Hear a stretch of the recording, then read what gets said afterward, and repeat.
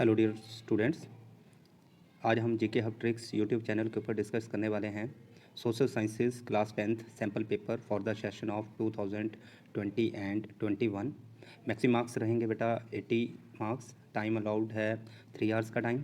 और बेटा इसमें टोटल 5 सेक्शन है, section A, section B, section C, D and E, और टोटल 32 क्वेश्चंस हैं। तो बेटा सेक्शन ए जो है that is question number 1 to 16 are objective types of question and carrying 1 marks each. उसके बाद है बेटा section B, question number 17 to 22 are short answer type question and carrying 3 marks question. और बेटा इसकी जो लेंथ है वर्ड्स की that should not be exceed more than 80 words. उसके बाद है section C that is question number 23 to 26 are the source based question carrying 4 marks each. तो 3 क्वेश्चन है, 4 क्वेश्चंस हैं टोटल, 4 मार्क्स ईच के।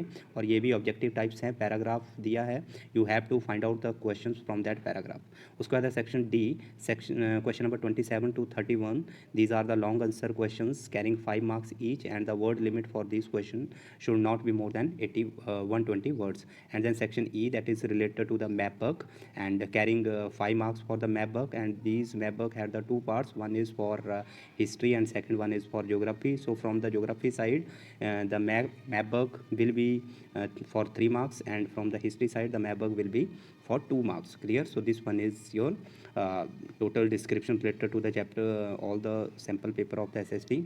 Now move toward the question number 1. So identify the correct statement with regard to the Act of Union, that is 1707 from the following options. So beta which one is the correct one? So the right one is the option C. Option C is the right option, that is the formation of the United Kingdom of the Great Britain. उसके बाद है the next question, which of the following treaty recognise Greece as an independent nation? So बेटा the right answer is that is the treaty of Constantinople, that is D option. उसके बाद है the question number 3, which of the following was the reason for calling off the non-cooperation movement by Gandhi ji? So the right answer that is the again D option, that is Chauri Chaura incident. And where is the Chauri Chaura place is located? That is in the Uttar Pradesh. Now the move toward the next 4th question, fill in the blanks. Business processing outsourcing, that is the full form of BPO, is an example of which kind of industry in India? So the answer is information technology. So beta BPO is an example of information technology industry, right? उसके बाद इसी में और में दिया है green revolution has helped industry to expand in different parts of India. तो बेटा सबसे ज़्यादा जो ग्रीन रेवोल्यूशन की वजह से इंडस्ट्री इस्टेब्लिश हुई है that is fertiliser industry. So right answer is the fertiliser industry. उसके बाद है बेटा the next one is question number 5, choose the correctly matched pair about the primitive cultivation in India from the following option. So बेटा the right answer for this question, that is the question number 5, that is the pair A is correctly matched, that is Dahiya is in Madhya Pradesh, Kumari Jharkhand is the wrong answer, Khil Andhra Pradesh that is again the wrong answer, and Koman Karnataka that is again the wrong answer. उसके बाद the next one, fill in the blanks.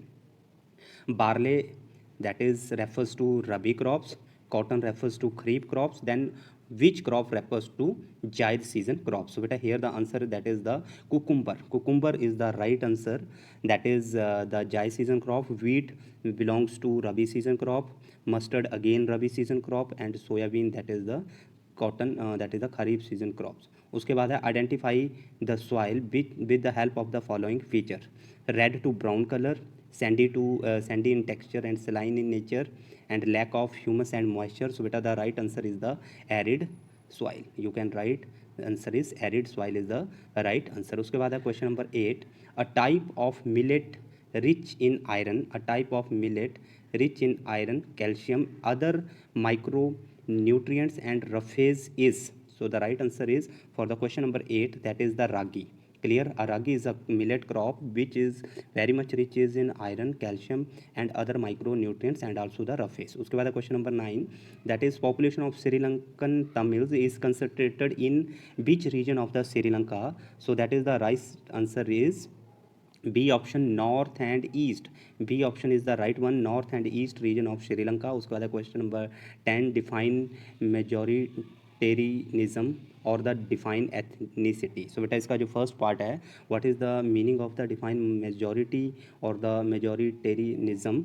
So a belief that the majority community should be rule a country in which ever way it wants by disregarding the wishes or need of minorities. मतलब कोई भी particular community किसी भी reason में जब वो full power में है, उनकी number of people are more than the other community, so that is called as a majoritarianism. Then define the next one is the ethnicity. So what is the ethnicity? So it is a social division based on shared culture, people belonging to same ethnic group, clear, same ethnic group or same ethnic beliefs in their common divisions. So that is the ethnicity. उसके बाद है तो question number 11, which administrative authorities legislates or on residuary subjects one और में है which administrative authority legislates on union list. So beta the right answer for this both of the question is, the right answer is union list or the union or center, clear. So that is the right one. उसका बाद question number 12, read the given data and find out which following country has most equitable distribution of income. तो बेटा इन country A B C D को आप जितनी भी income दी हुई है सिटीजन 1 2 3 4 5 इनकी एवरेज इनकम को study properly and the right answer you will be get related to the distribution of income, that is country A. So country A that is the balanced income of the, that is balanced distribution of the income. उसके बाद the next question is question number 13, Mohan is an agricultural labor. There are several months in a year when he has no work and needs credit to meet his daily expenses. He depends upon his employer, the landowners, for credit, who charges an interest rate of 5% per month. तो बेटा इसमें क्या है, over the year his debt will be, so बेटा right answer क्या आएगा, increases. debt bit भी क्या हो जाएगा बेटा, increase कर जाएगा. क्यों? Because of increasing interest and the non payment of the monthly amount. So option 1 is the correct answer. उसके बाद है इसी में अगर बी ऑप्शन इसका चेकआउट करेंगे, सो बेटा most of the agriculture labour like Mohan depend upon loans from informal sector. Which of the following statement about this sector is correct? So that is the right one is that is the there are government bodies to supervise informal sector. Then money lender ask for a reasonable rate of interest. C है cost of informal loans to the borrower is quite high. And D is money lender use fair means to get their money. So the right answer related to this question, that is the option C, cost of informal loans to borrower is quite high. Then question number 14, which one of the following option describe collateral? So option D, asset as guarantee for loan. So that is the right one. उसका बाद question number 15, read the given statement in context of globalization and choose the correct option. So बेटा इसका right answer रहेगा, that is option C, leads to spread of technology, cultures and diseases from region to another. Clear? So that is the again the right one answer. उसके बाद है the next one 16 question. And बेटा this is the very important question and just not a very difficult one, but this question related to assertion and the reason. So बेटा in the question given below there are two statements marked as assertion A and reason R. Read the statement and choose the correct option. बेटा assertion A क्या दिया है, different people have different developmental goal, right one. Second one reason में क्या दिया है, people wants freedom, equality, security and respect. Now the options are A, both A and R are true and R is the correct explanation of A. So beta right answer is the A because both A and R are true, but R is the correct explanation of the point A, that is the assertion. So 16 का answer रहेगा that is the A option. Okay उसके बाद question number 17 है, why Gandhi ji started non cooperation movement, explain. 3 marks का question है, not a very difficult one. तो इसमें you can write down about the against Rowlatt Act, right, Jallianwala Bagh massacre and Khilafat आंदोलन. उसके बाद question number 18, that is explain the major and practices introduce by the French revolution to create a sense of collective identity and amongst the French people. और other में question है, like Germany, Italy too had a long history of political fragmentation, explain. So बेटा जो first है explain the major and practice of introduce by French revolution, इसमें आप लिख सकते हो the French government they move toward the idea of law parties, new French flags, new hymns, so that creates a feeling of French revolution. in their country. उसके बाद Germany वाला question भी easy है, not a very difficult one. उसके बाद question number next, suggest any 3 ways to protect land from degradation in various states in India. तो बेटा इसके लिए we can write on the point of forestation, then control on grazing land, control on grazing, control on mining activities, proper use of resources, clear. Soil erosion should be controlled, clear. Modern methods of the farming should be adopted, right? So that is the point we can write on. उसके बाद next question is, describe any 3 steps taken by government toward the decentralization in the year 1992. या you can write on 3 vital feature of the Indian democracy, not a difficult one. उसके बाद imagine yourself to be XYZ, a member of women self help group. Analyze the ways through which your group provide loan to the members. So बेटा self help groups के बारे में mention करना है. The number ranges from 15 to 20. They can provide the loan to the members only. The interest rate is very low if the self help groups is registered through the government or under the bank system. Then they can also get the loan at the cheapest rate. So these are the benefits: women empowerment, self respect, clear. So these point you can noted under this point. Okay, उसके बाद important question, the issues of sustainability is important for development examine the statement. तो बेटा issue जो है sustainability why, because we should not have to harm the environment and aware the people regarding this concept. Use the solar energy, use the wind energy, tidal energy, and less use of diesel, petrol, because they are harming the environment. Grow more and more trees, shelter beds should be generated. That's why the sustainability issues is very important, clear. उसके बाद है the next, again ये बेटा paragraph है, section C में paragraph दिया हुआ है, that is from the history portion. इसको रीड आउट करने के बाद द आंसर्स विल बी 23.1 का आंसर है बेटा, which of the following statement correctly describe about European conservatives ideology. So बेटा इसका आंसर रहेगा that is the D, preservation of traditionalist belief in the state and the society. उसके बाद है 23.2 का answer, identify the purpose of convene the Vienna of Congress in 1815 from the following options. तो right answer will be that is the B option, to restore conservative regime in Europe. उसके बाद है 23.3, what did conservatives focus on at the Congress of Vienna, select the appropriate option. So बेटा इसके लिए point रहेगा, the right answer will be to reestablish the peace and stability in Europe. उसके बाद 23.4 का आंसर है, how did the Congress of Vienna ensure peace in Europe, select the appropriate option. तो right answer will be C, laying out a balance of power between all the great powers in Europe. उसके बाद है the next one is the 24 question. तो 24 में बेटा first one है that is related to the geography portion. So बेटा manufacturing industry falls dash and agriculture in. तो इसके लिए बेटा ऑप्शन रहेगा manufacturing industry related to secondary sector and agriculture related to primary sector. So option will be that is the D option. उसके बाद है बेटा ये जो दोनों कॉलम दिए हुए हैं you have to match it. तो बेटा गारमेंट प्रोडक्शन किसके अंडर आएगा, that is the garment is under the सबसे पहले गारमेंट प्रोडक्शन. तो garment production that is under the secondary. उसके बाद research and development that is under the quaternary activity. Banking is the tertiary and mining is the primary. So बेटा the right answer will be option B, clear. उसके बाद है the next one is which of the following options does not help in modernizing agriculture. So that is the option B, again providing unskilled labor force. So option B is the right one. उसके बाद 24.4 का, in order to attract foreign manufacturing firms a country need to develop. तो a country need to develop the infrastructure facility. So option D will be the right answer, clear. उसके बाद question number 25. Then in the 25, the first one 25.1, people rights to choose their own rulers is called as the. So right answer that is the right to vote, clear. right to vote जो है इसका right answer रहेगा P.